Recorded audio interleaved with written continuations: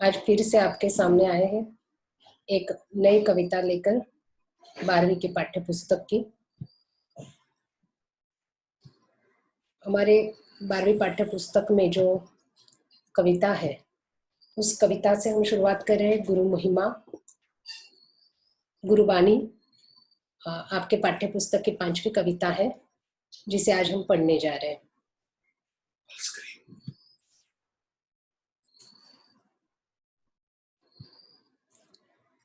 गुरुबानी गुरु नानक देव जी ने लिखी हुई कविता है। इस कविता में संत गुरु नानक जी के बारे में हम थोड़ा सा जानेंगे। कवि गुरु नानक जिनका जन्म 15 अप्रैल 1469 को रावी नदी के किनारे तलवंडी नामक गांव में हुआ था।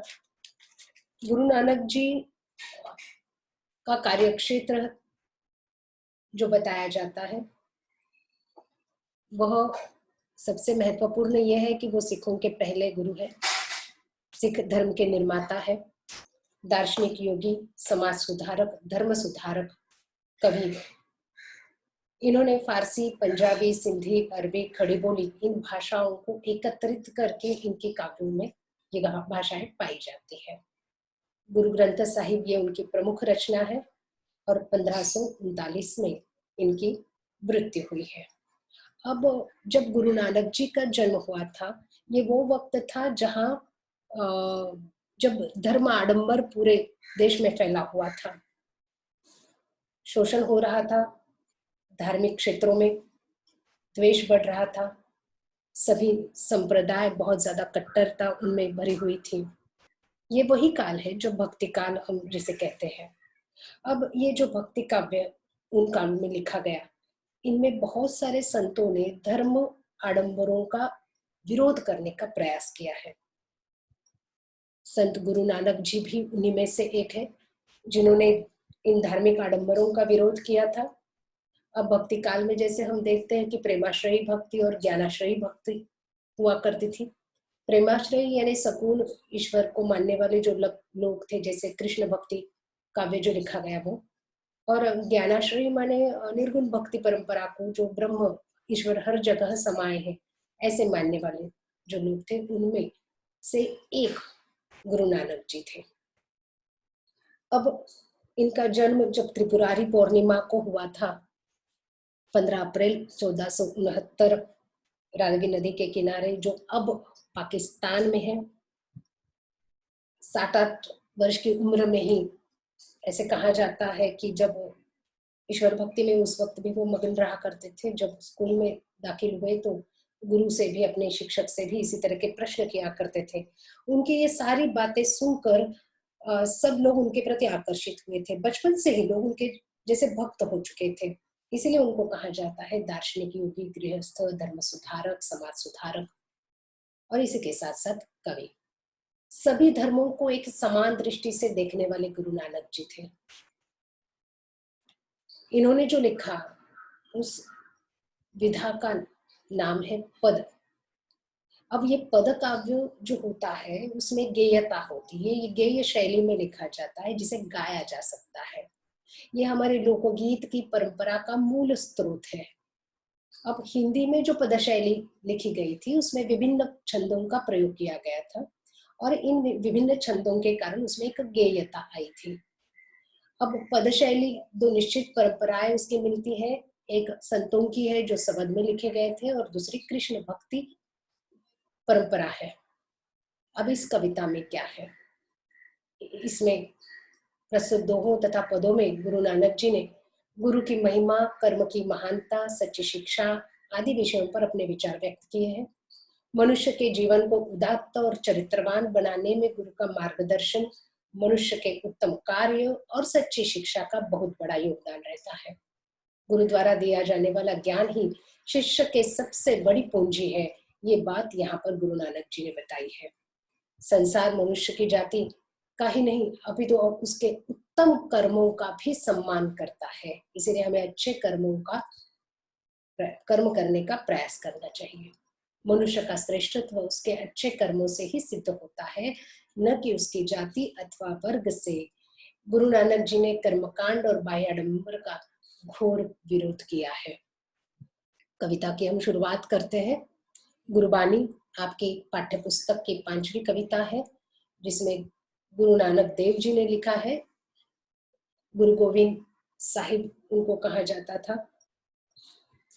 अब गुरु नानक साहिब जी की लिखे हुए कुछ पद गुरु ग्रंथ साहिब में जो है, उन्हीं के कुछ पदों को हम यहाँ पढ़ने जा रहे हैं।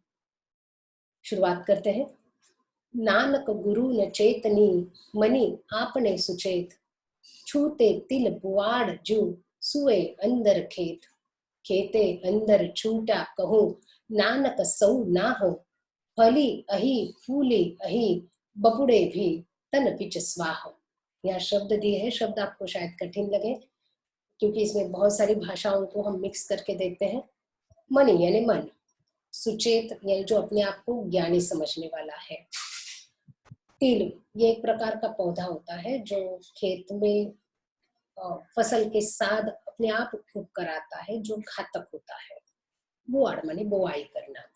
अब यहाँ उन्होंने नानक जी कहते हैं, गुरु न चेतनी मनि आपने सुचेत, छूते तिल बुआड़ जू, सुए अंदर खेत। गुरु नानक जी कहते हैं कि कुछ लोग अपने मन में अपने आप को बहुत ज्यादा ज्ञानी समझते हैं। उनको लगता है उन्हें सब कुछ समझ में आता है, या वो ज्ञानी होने का दिखावा करते हैं। ऐसे लोगों से बचने की सलाह इस पद में हमें गुरु नानक जी देते हैं। यानी सच्ची शिक्षा कैसी होनी चाहिए, जिसमें ज्ञान पूरा होना चाहिए। लेकिन कुछ लोग सिर्फ दिखावा करते हैं ज्ञानी होने का। तो ऐसे लोगों से हमें बचकर रहने की सीख यहाँ पर गुरु नानक जी के देते हैं। अब ऐसे लोगों के बारे में कवि कहते हैं, छूते तिल बुआड़ जू, सुए अंदर खेत। अब हम किसान जब खेत में बुआई करता है तो वो उस फसल की बुआई करता है जो उगकर आती है, लेकिन उस फसल के साथ साथ उसमें तिल के पौधे भी उगकर आ जाते हैं। अब ये तिल के पौधे दिखते तो बहुत सुंदर है, छोटे से सफेद रंग के छोटे से फूल भी आते हैं और उनका बड़ी जल्दी विकास होता है। हमें लगता है कोई फसल है, लेकिन ये असल में फसल नहीं है। ये क्या है? ये ऐसा पौधा है जो दिखने में सुंदर है, लेकिन असल में वो उस फसल के लिए घातक हो सकता है। वो जहरीली होती है, क्योंकि वो फसल का विकास नहीं होने देती या फसल को बढ़ने नहीं देती। तो ऐसे ही जो व्यक्ति अपने मन में अपने आप को बहुत ज्यादा सुचेत, बहुत ज्ञानी समझते हैं, लेकिन असल में वो होते नहीं, उस तिल के पौधे के समान से बाहर से ज्ञानी दिखाते हैं, अंदर से वो खोखले होते हैं। ऐसे लोगों के लिए कवि कहते हैं, खेते अंदर छूटा कहूँ, नानक सौ ना हो, फली अही फूली अही, बपुड़े भी तन बिच स्वाह। लेकिन ऐसे लोगों को ज्ञान की प्राप्ति नहीं होती है। ऐसे लोगों को ईश्वर की प्राप्ति भी नहीं होती है। ऐसे जो लोग होते हैं जो सिर्फ दिखावा करते हैं, वो फल के साथ वो तन है, वो जो पौधा है, वो जो घास है, वो फल के साथ उस फसल के साथ फलती है, फूलती है, लेकिन वो दिखती भले ही सुंदर हो, लेकिन अंदर से वह खोखली होती है, वो उस फसल का विकास करने नहीं देती है। ठीक वैसे ही जो अज्ञानी व्यक्ति होता है, वो सिर्फ ज्ञानी होने का दिखावा करता है। हमारे समाज में हमें ऐसे कई लोग आसपास नजर आते हैं जो अपने आप को ज्ञानी बताते हैं, ज्ञानी दिखाते हैं। ऐसे लोगों से कवि कहते हैं हमें सावधान रहना चाहिए, क्योंकि ऐसे लोग हमें ईश्वर प्राप्ति के मार्ग में सिर्फ बाधा पहुंचाने का काम करते हैं। इनसे हमें फायदा तो कुछ होता नहीं, उल्टा उस तिल के पौधे के समान जिस तरह फसल को नुकसान होता है, वैसे हमें भी नुकसान हो सकता है। हमें ज्ञान की प्राप्ति में बाधा पड़ सकती है। दूसरे पद की तरफ हम बढ़ते हैं। जली मोह घसी मसी करी, मती कागद करी सारू, भाई कलम करी चीतू, लेखारी गुरु पूछ लिखु बिचारे, लिखू नाम सालाह लिखू, लिखू अंत न पारावार।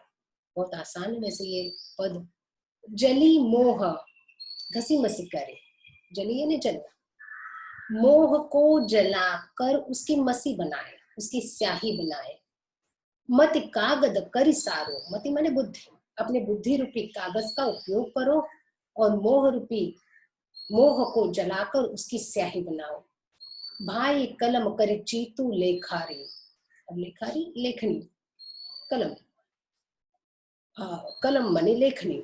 भाई कलम करी चीतू, चीतू यानी मन, अपने मन की लेखनी करो और लिखते जाओ। क्या लिखो? गुरु पूछी लिखो बिचारे, और अपने मन से नहीं, अपने गुरु से पूछ कर लिखो कि क्या लिखना है। अब ये क्या लिखना है? ईश्वर का नाम स्मरण, ईश्वर का नाम लिखना है। लिखूं नाम सालाह लिखूं, क्या लिखूं? ईश्वर का नाम लिखते रहो। सालाह माने ईश्वर, ईश्वर का नाम लिखते रहो।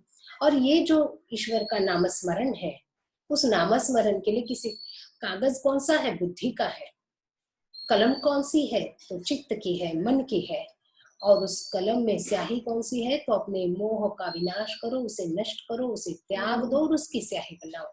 और गुरु की मार्गदर्शन में ईश्वर का नाम लेते रहो। अब ईश्वर के इस नाम स्मरण का कोई अंत नहीं है। ईश्वर का नाम हमें कहाँ तक लिखना है, कब तक करना है, कब तक लेना है, उसका कोई अंत नहीं। ये अंत न पारावार, इसका कोई अंत नहीं। हमें सिर्फ ईश्वर की भक्ति में लीन होना है। यहाँ पर कवि हमें ईश्वर भक्ति के साथ नाम स्मरण को भी बताते हैं, गुरु के महत्व को भी बताते हैं कि इन सब का उपयोग करके हम ईश्वर को पा सकते हैं। लेकिन सबसे महत्वपूर्ण है तो अपने मोह, अपने लोभ, अपनी माया को त्यागना। और जब तक ये त्यागते नहीं, तब तक ईश्वर का नाम नहीं ले सकते हैं। तीसरे पद की ओर बढ़ते हैं हम। मन रे अहिनिसि हरि गुण सारी, जिन कीनु पलु नाम न बिसरे, ते जन बिरले संसारी। ज्योति ज्योति मिलाइए, सूरति सूरति संजोगु, हिंसा हऊ में गतु गए, नाहि सहसा सोगु। गुरुमुख जिसु हार मनी, बसे तीसु मेले गुरु संजोग। अहिनिसि, अहिनिसि माने दिन रात। मन रे, अब कवि मन से कह रहे हैं, यहाँ सच्ची भक्ति के बारे में कह रहे हैं कि सच्ची भक्ति किस प्रकार होती है। तो अपने मन में दिन रात, अहिनिसि यानी दिन रात सिर्फ हरि का नाम लेते रहो, हरि के गुणगान करते रहो। जिनखुनु, जिनखिनु यानी जो लोग, पलु यानी एक पल भी नाम लेना नहीं बिसरते हैं, नहीं भूलते हैं, ऐसे बिरले ही होते हैं। सभी लोगों में ये नहीं होता है। कुछ साधु होते हैं, कुछ संत होते हैं जो ईश्वर आराधना में दिन रात गुजारते हैं। ऐसे लोग बहुत कम होते हैं, बिरले होते हैं।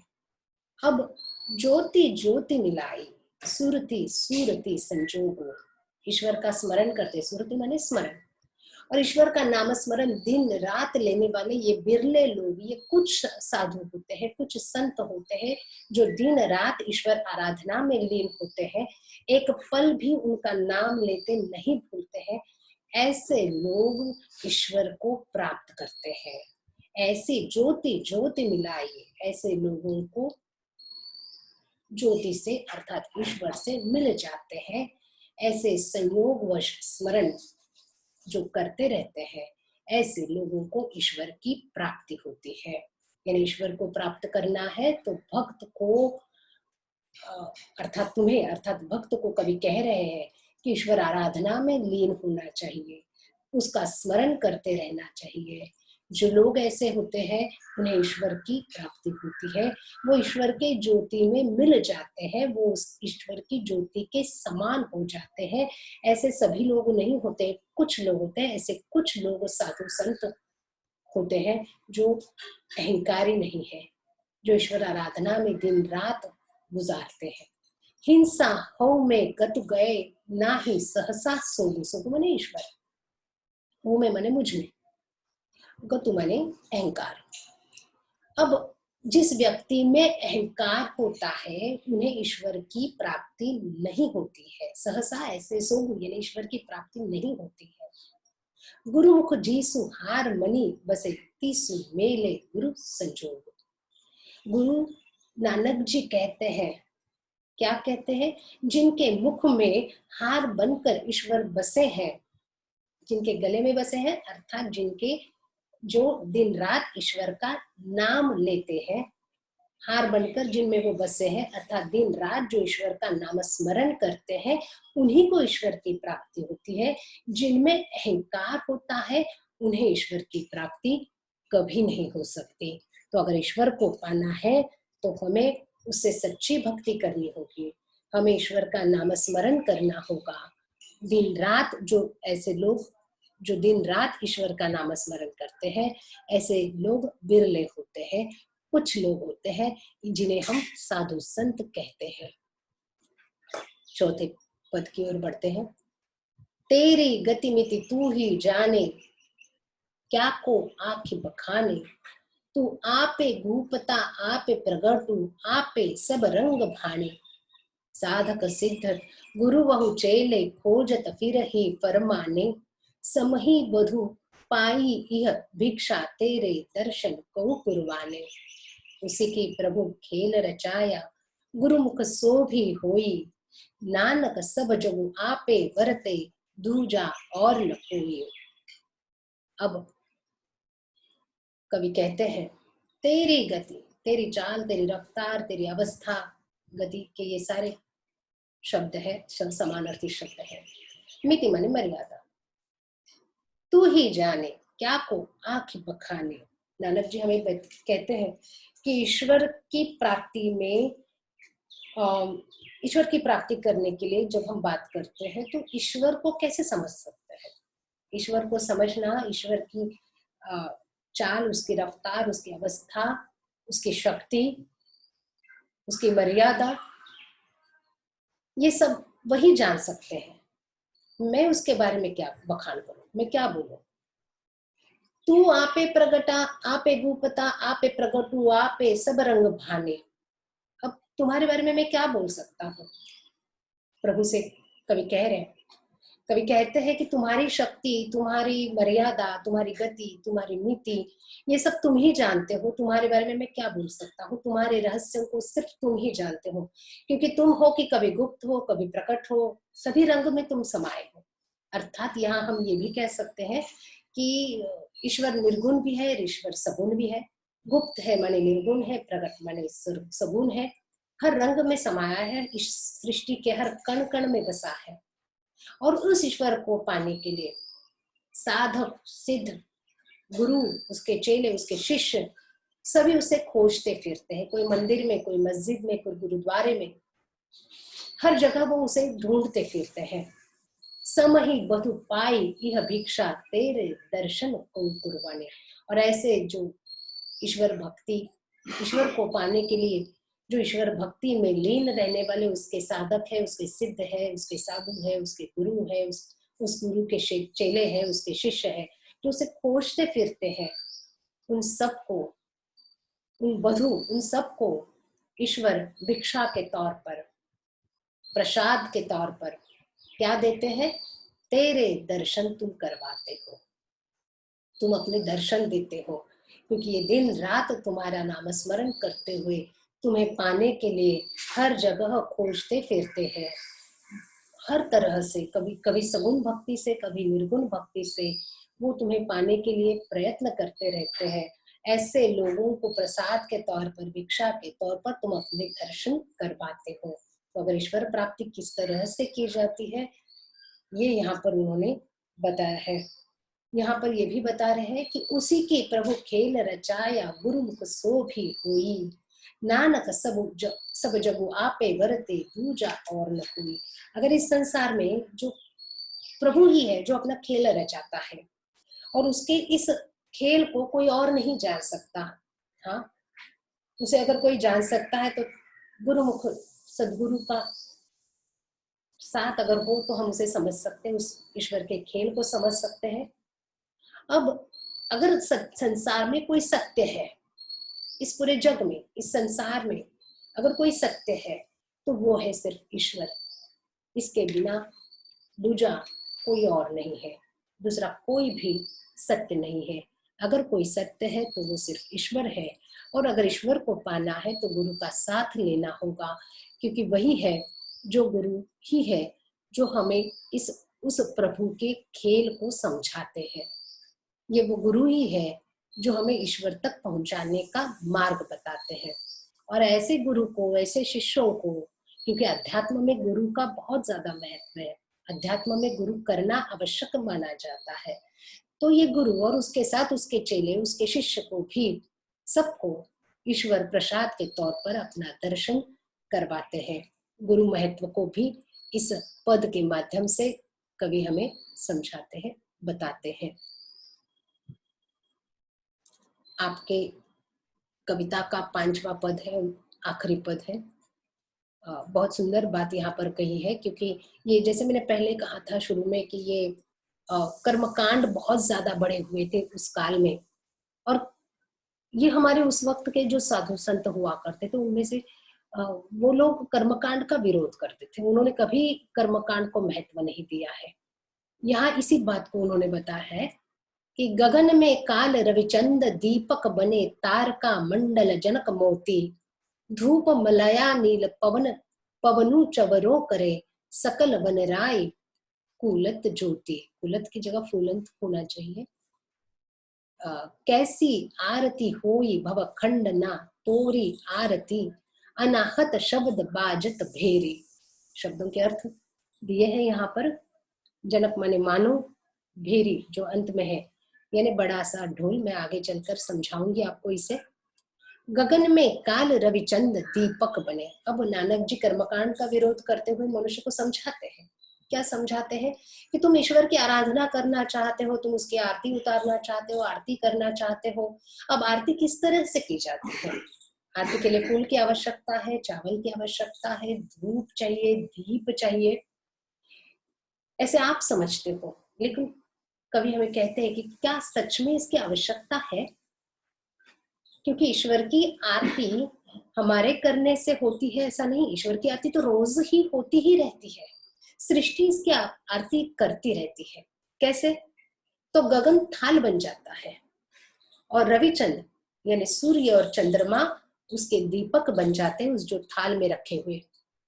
पूरा तार का मंडल मोती बन जाता है। अब यहाँ जैसे पहले मोती ले जाते थे, जैसे किसी की आरती करने के बाद राजा महाराजा लोग उस पर मोती निछावर कर देते थे। यहाँ पर उन्होंने कहा है कि मोती कौन है? तो पूरा तारका मंडल मोती है। और धूप के तौर पर मलयानील, मलयानील यानी मलय पर्वत से बहने वाली हवा जो सुगंधित कही जाती है। जैसे धूप हम जलाते हैं ताकि सुगंध फैले, वैसे धूप कौन सी है? तो मलय नील है, अर्थात मलय पर्वत से बहने वाली हवा।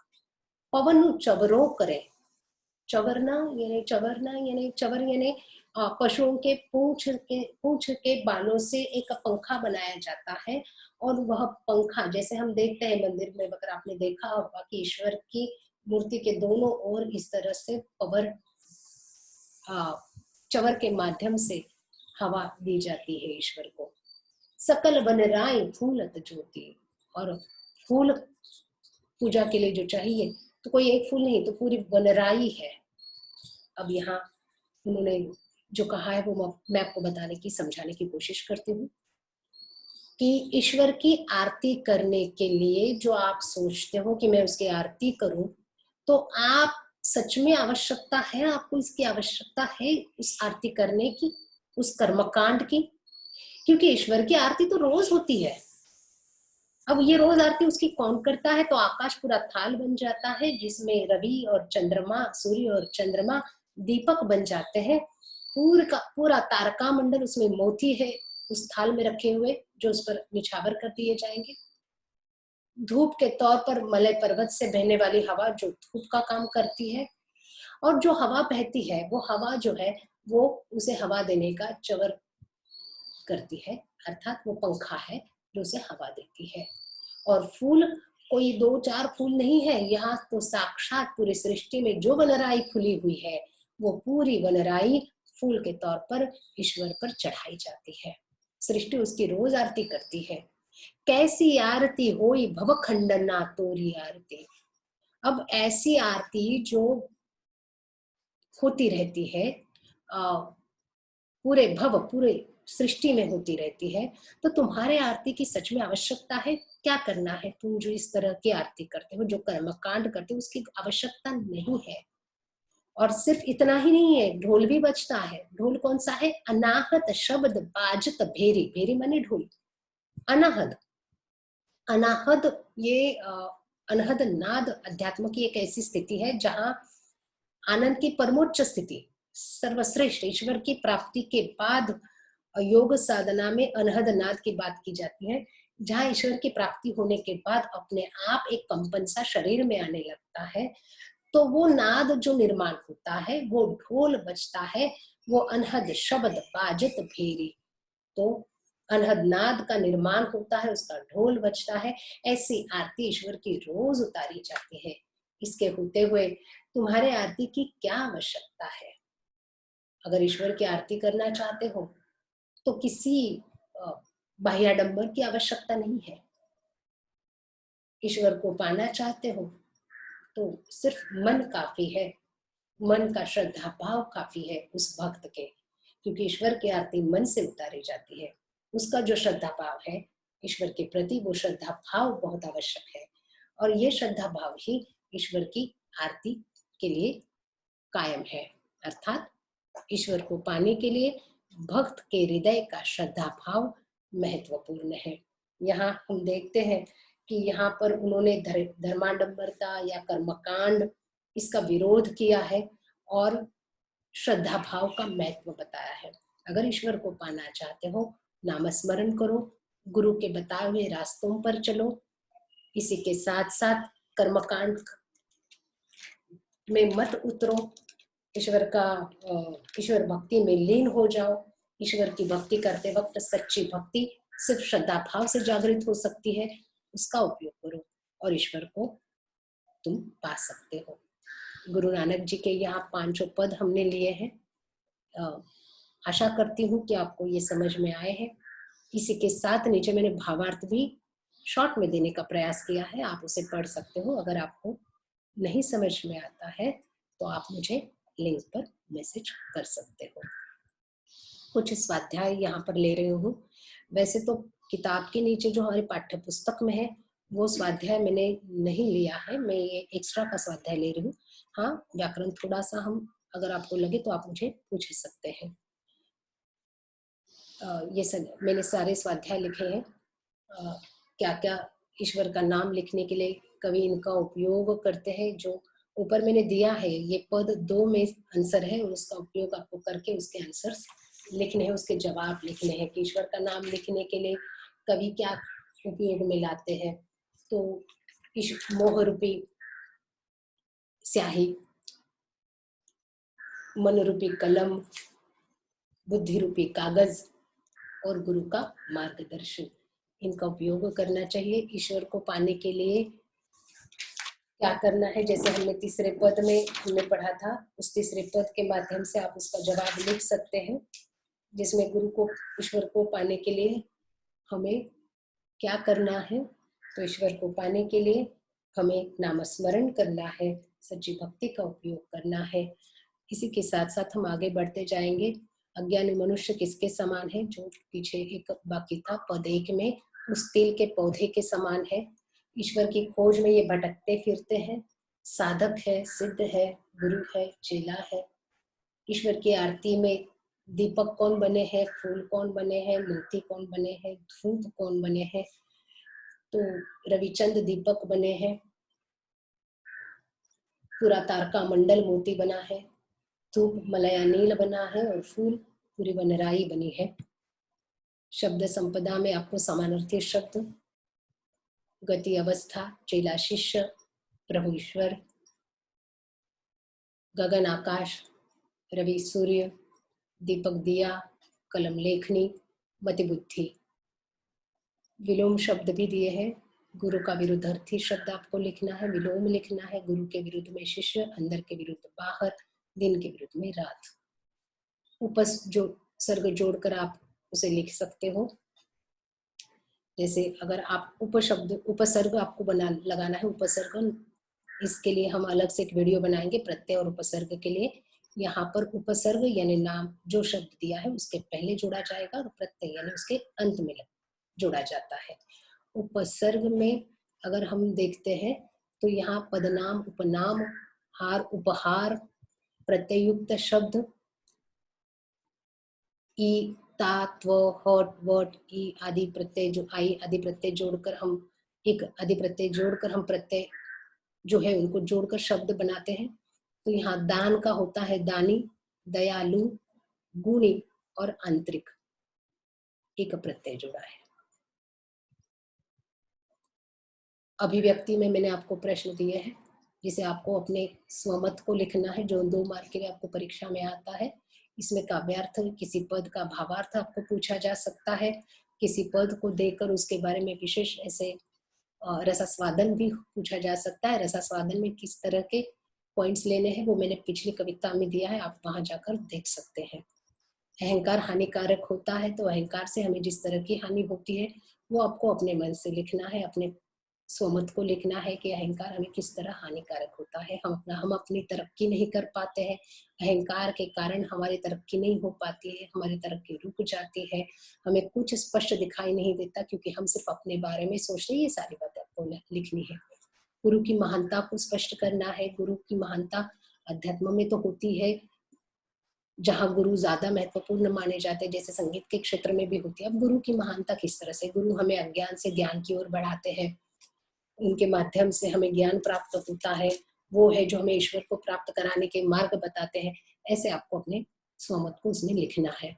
नामस्मरण किस तरह से, उसका महत्व आपको लिखना है। नामस्मरण किस तरह से आवश्यक है, वो ईश्वर को पाने के किस तरह के अलग अलग रास्ते होते हैं, लेकिन नामस्मरण किस तरह से आसान है, जो हम सिर्फ, आप उदाहरण के तौर पर भी लिख सकते हो कि वाल्मीकि ने किस तरह से सिर्फ राम राम राम लिखकर भी ईश्वर को पा लिया था।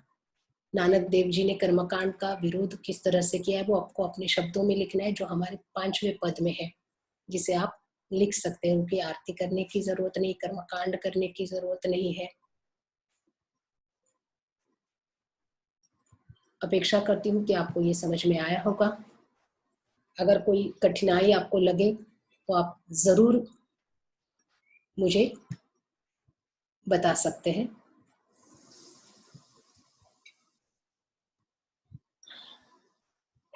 कविता आसान है, शब्द थोड़े से कठिन है, इसीलिए कठिनाई महसूस हो सकती है, लेकिन अगर शब्दों के अर्थ समझ में आए तो वह कविता आपको आसान लगेगी। गुरु नानक देव जी की एक कविता और हो चुकी है हमारी, फिर मिलेंगे किसी और कविता या कहानी के माध्यम से।